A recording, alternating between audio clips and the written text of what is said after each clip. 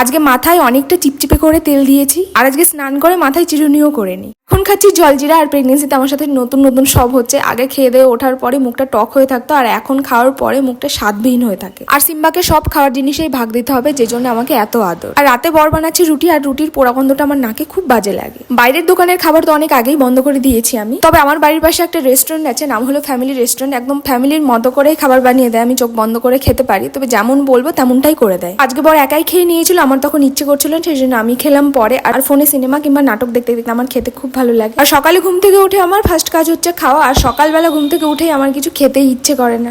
আর এদিকে বর সকালে রান্না করছিল, মাছের ঝোলটা বসিয়ে দিয়ে ও চলে গেছিল স্নানে, বাকি রান্নাটা আমি করে নিয়েছিলাম। আর দুটো জামা কাপড় মেলার জন্য বাইরে যেতে হয়, সেই জন্য আমি এখানেই রশিটা নিয়ে নিয়েছি। আর রোদের যা তাপ, জামা কাপড় সব পুড়ে যায়। আর সিম্বা না অনেকক্ষণ ধরে ট্রাই করছিল এই জামা কাপড়গুলো ফেলার জন্য, এখন ওর মিশন সাকসেসফুল। এখন আর ওকে কিছুক্ষণের জন্য খুঁজেই পাওয়া যাবে না। আর এই পার্সেলে কি আছে তোমরা তো সবাই বুঝেই গেছো, আমি এটার বড় ভিডিও করেছি, সবাই গিয়ে দেখো।